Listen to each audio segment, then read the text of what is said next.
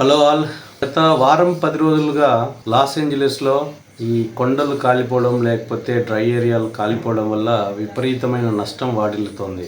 ఇప్పుడు దానికి ప్రధాన కారణం ఏంటి, అది ఎంతవరకు అదుపులోకి వచ్చింది, లేకపోతే దాని వలన ఫైనాన్షియల్గా ఎంత ఇంపాక్ట్ అవుతుంది అని 3 విషయాలు చర్చించదలుచుకున్నాను. ఇందులో మొదటిది, అసలు ఈ ఫైర్ ఎప్పుడు స్టార్ట్ అయింది అనేది ఒకసారి చూస్తే అక్కడ మీడియా లేకపోతే ఫైర్ డిపార్ట్మెంట్ చెప్పేదాని ప్రకారం December 31st నైట్ కొంతమంది ఒక చోట పార్టీ చేసుకొని ఫైర్ క్రాకర్స్ పేల్చడం వల్ల మొదట ఒక ఏరియాలో ఇది మొదలైంది.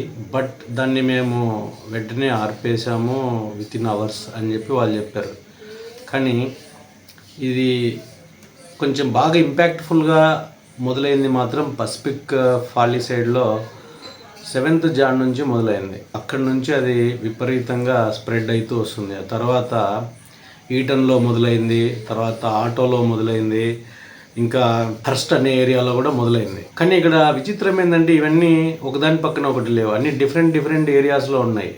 కానీ ఇలా డిఫరెంట్ ఏరియాస్లో కూడా ఇది ఫైర్ ఎందుకు వస్తుంది అనేది పెద్ద క్వశ్చన్. ఇప్పుడు అది మానవ తప్పిదమా, లేకపోతే కొంతమంది ఆకతాయిలు చేశారా, లేకపోతే ఇంకా ఇది ప్రకృతి ప్రకోపించిందా అనేది ఇప్పుడు ఇన్వెస్టిగేటర్స్ లేకపోతే గతంలో ఈ ఫైర్ డిపార్ట్మెంట్లో పనిచేసిన ఎక్స్ ఎంప్లాయీస్, ప్రైవేట్ డిటెక్టివ్స్ వీళ్ళంతా కూడా రూట్ కాజ్ కనుక్కోవడానికి ట్రై చేస్తున్నారు. ఎంతవరకు సఫలీకృతం అవుతారో చూడాలి. ఎందుకంటే ఇది ఒక పలానా ఏరియాలో జరిగింది అంటే చూడొచ్చు, ఇది ఒక మానవ తప్పిదం అయితే ఇంత స్థాయిలో చెలరేగుతుందా అనేది ఒక పెద్ద ప్రశ్న.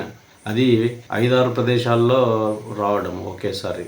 ఇప్పుడు డీటెయిల్స్ చూస్తే అయినా పసిఫిక్ పాలిసైడ్లో ఇది ఆల్మోస్ట్ 23,000 ఎకరాల్లో వ్యాపించి ఉంది. అలాగే ఈటన్లో చూస్తే 14,000 ఎకరాల్లో స్ప్రెడ్ అయింది. ఇంకా హర్స్ట్లో చూస్తే ఒక 800 ఎకరాల దాకా అయింది.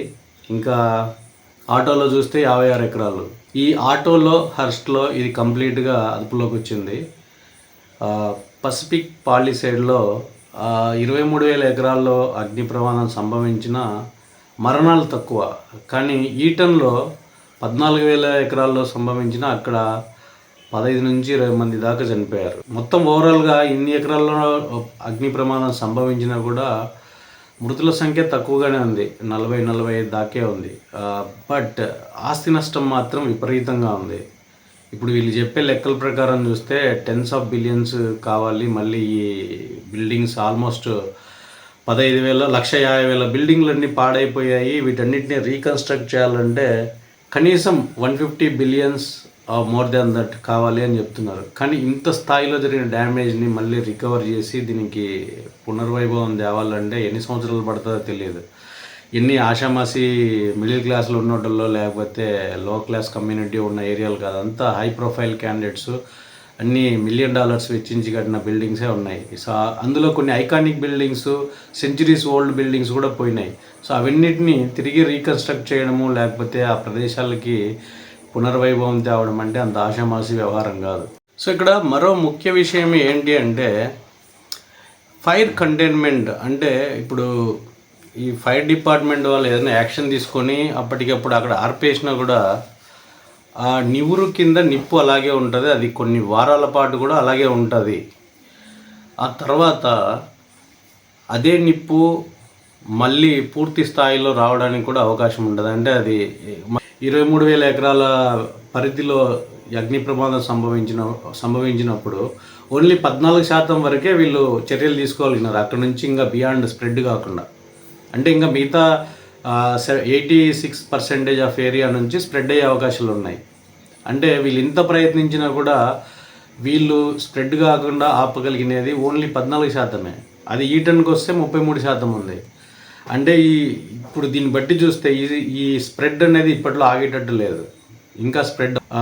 ఇప్పుడు రీజన్స్ చూస్తే అయినా అట్లీస్ట్ మనము దీన్ని ఎందుకు జరిగి ఉంటుందని ఆలోచిస్తే యూజువల్గా అయితే ఏ పిడుగుపాటు మెరుపులు ఇవి వచ్చినప్పుడు ఎక్కడో డ్రై ఏరియాలో పడితే అగ్ని ప్రమాదం సంభవించే అవకాశం ఉంది. కానీ ఇప్పుడు అక్కడ అలాంటిది ఏం లేదు. ఎవరైనా ఆకతాయిలు నిప్పు పెట్టారా అంటే ఇప్పటి వరకు అయితే కంప్లైంట్స్ ఎక్కడి నుంచి కూడా రాలేదు. ఇంకా ఏమన్నా యూటిలిటీ ప్రాబ్లమ్స్ వల్ల ఎక్కడన్నా ఫైర్ వచ్చిందా అంటే ఇప్పటిదాకా కొంతమంది ఒక ఈటన్ ఏరియాలో కంప్లైంట్ చేశారు. So southern California Edison company అనే ఒక పవర్ సప్లై కంపెనీ వాళ్ళ ఒక యూటిలిటీ లైన్స్ అంటే పైన వెళ్ళే హై పవర్ ఎలక్ట్రిక్ లైన్స్ రాపిడికి గురయ్యి అక్కడెక్కడో మంట వచ్చిందని కొంతమంది ప్రత్యక్ష సాక్షులు చెప్పినట్టుగా వచ్చింది. అది ఓన్లీ ఈటన్ ప్రాంతంలోనే. మరి పసిఫిక్ పాలిసైడ్లో ముందు ఎక్కడ స్టార్ట్ అయిందో అక్కడ అది ఎందుకు వచ్చిందో ఇంతవరకు తెలియదు. రెండోది, ఈ కాలిఫోర్నియా ప్రాంతంలో 2022-23లో వర్షాలు బాగా పడ్డాయి, బాగా గ్రీన్గా ఉన్నది. కానీ 2024లో అసలు వర్షం లేదు, పూర్తిగా డ్రై అయిపోయినాయి. మొత్తము అంతకుముందున్న గ్రీనరీ అంతా కూడా డ్రై అయిపోయింది. దానికి తోడు బాగా గట్టిగా వీచే గాలులు, ఇది కూడా ఈ అగ్గి బాగా స్ప్రెడ్ అవ్వడానికి కంట్రిబ్యూట్ చేస్తున్నాయి. ఈ డ్రై ల్యాండ్ ఏదంతా ఉందో అక్కడంతా ఎండిపోయిన గడ్డి మొక్కలు ఇవి ఉండడం వల్ల ఈజీగా అంటుకుని స్ప్రెడ్ అవుతుంది. ఇది ఒక మేజర్ రీజన్ ఇది ఎందుకు కంటైన్ కాకుండా ఉంది అంటే. ఇంకా అఫీషియల్స్ వర్షన్ చూస్తే అయినా ఈ ఫైర్ డిపార్ట్మెంట్కి వీళ్ళు బడ్జెట్ కట్స్ చేశారు. అందుకని ఈ హైడ్రెంట్ సప్లైస్ మాకు షార్టేజ్ ఉంది, దానివల్ల ఇట్లాంటి ఏమన్నా వచ్చినప్పుడు ఇమీడియట్గా మేము యాక్షన్ తీసుకొని దాన్ని అదుపులోకి తేలేకపోతున్నామని వాళ్ళు చెప్తున్నారు. మరి దీనికి బడ్జెట్ కట్స్ ఎందుకు చేశారనేది ప్రశ్న. దానికి ఇంతవరకు ఆ మేయర్ దగ్గర నుంచి కానీ లేకపోతే ఆ సిటీ కౌన్సిల్ నుంచి కానీ ఆ కాలిఫోర్నియా గవర్నర్ దగ్గర నుంచి కానీ అఫీషియల్గా ఏం రాలేదు. ఎందుకు బడ్జెట్ కట్ చేశారు అంటే వీళ్ళు ఇంత స్థాయిలో యాంటిసిపేట్ చేయలేదా ఏంటనేది వాళ్ళు ఏం చెప్పలేదు ఇంకా. సో ఇప్పుడు మెయిన్ ఇంకొక రీజన్ ఏంటి చూస్తే ఈ క్లైమేట్ కండిషన్స్ ఎంత ర్యాపిడ్గా చేంజ్ అవుతున్నాయి అనేది. లాస్ట్ 10 yearsలో ఈ వెట్ డ్రై సీజన్స్ ఆల్టర్నేట్గా రావడం వల్ల ఈ కాలిఫోర్నియా ప్రాంతంలో పడితే వర్షాలు ఒక 2-3 years పడుతున్నాయి, మళ్ళీ 2-3 years డ్రాట్ వస్తుంది. అంటే అంతకుముందు బాగా గ్రీన్గా ఉండేది, మళ్ళీ నెక్స్ట్ 2-3 years పూర్తి డ్రైగా ఉంటుంది. ఇలా డ్రైగా ఉన్నప్పుడు ఈ ఫైర్ యాక్సిడెంట్స్ జరగడానికి చాలా ఎక్కువ ఆస్కారం ఉంది. అది ఒక మెయిన్ రీజన్ చెప్తున్నారు. అంటే ఈ క్లైమేట్ అనేది ఇట్లా ర్యాపిడ్గా చేంజ్ అవ్వడం వల్ల ఇది ఒక ప్రాబ్లం క్రియేట్ అవుతుంది. ఇప్పుడు నేను చెప్పొచ్చేది ఏంటంటే అది అగ్రరాజ్యమైన మరే రాజ్యమైన ప్రకృతి ప్రకోపించినప్పుడు మానవుడు ఎంత శక్తి వంచన లేకుండా ప్రయత్నం చేసినా కూడా దాన్ని ఓవర్కమ్ చేయలేడు. అంటే మానవుని యొక్క శక్తియుక్తులు అనేది పరిమితం. మనం కొన్నిసార్లు విర్రవీగుతుంటాము, అసలుకి మనం ఎంతో అచీవ్ చేసాము, మనము ఎన్నో కనిపెట్టాము, యూనివర్స్లోకి వెళ్తున్నాము, అక్కడికి వెళ్తున్నాము, ఆ గ్రహాలకు వెళ్తున్నాము అని. కానీ మన పక్కన జరిగే ప్రకృతి ప్రకోపాలు లేకపోతే విలయాలని మనం ఏమాత్రం అడ్డుకోలేము. ప్రేక్షక పాత్ర వహించడం లేకపోతే దాని నుంచి తప్పించుకొని దూరంగా వెళ్ళడానికి.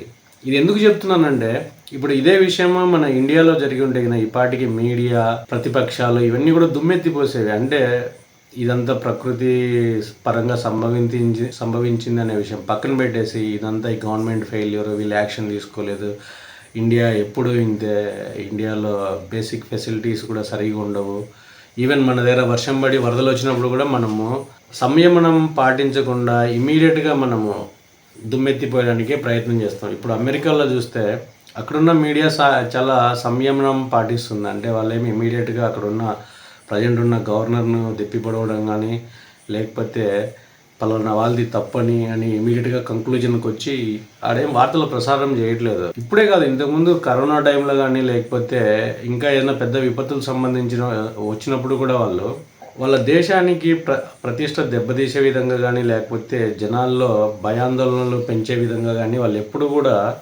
మీడియాలో ప్రసారం చేయరు. మీడియాకు సెల్ఫ్ సెన్సార్ లాగా వాళ్ళు వాలంటరీగా వాళ్ళే రిస్ట్రిక్ట్ చేసుకుంటారు. అంటే నేషన్ ఫస్ట్ లేకపోతే in the interest of people welfare అనేది వాళ్ళు ముందు దృష్టిలో పెట్టుకొని వార్తలు ప్రసారం చేస్తుంటారు, రాస్తుంటారు. కానీ ఇండియాకు వచ్చేటప్పటికి పూర్తి రివర్స్లో ఉంటుంది. మనకి ఏదైనా ఒక విషయం జరిగితే ఫస్ట్ మనకు నచ్చిన వాళ్ళు అధికారులు అంటే వాళ్ళ మీద దుమ్మెత్తిపోయాలి. కరోనానే బెస్ట్ ఎగ్జాంపుల్. ప్రపంచంలో ఏ దేశంలో కూడా చేయనన్ని యాక్టివిటీస్ ఇక్కడ గవర్నమెంట్స్ చేసాయి.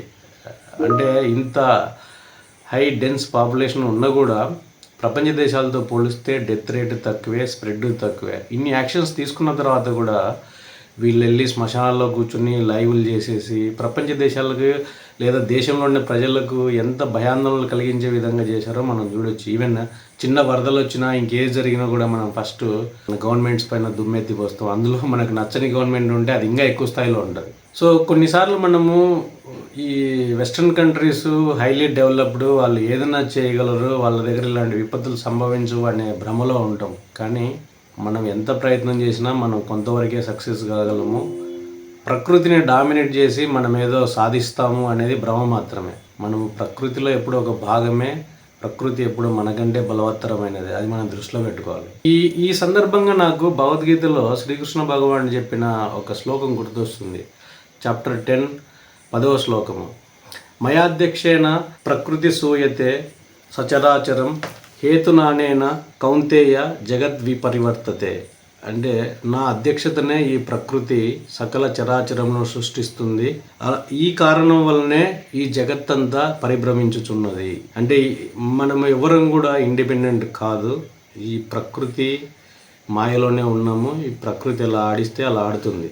మనము అణిగిమణిగి మన శక్తియుక్తులు అన్నీ కూడా దృష్టిలో పెట్టుకొని మనం ఎంతవరకు చేయి చాపగలమో అంతవరకే ఉండి మన లిమిట్స్కు లోబడి ఉండాలి. అంతేగాని నేను ఐ కాంక్వర్డ్ ద వరల్డ్, నేను ఐఎమ్ ఎన్ ఎక్సెప్షన్ అనుకోవడం తప్పు. ఎప్పటికైనా ప్రకృతి ఎప్పుడు కూడా మనకంటే బలమైనదే.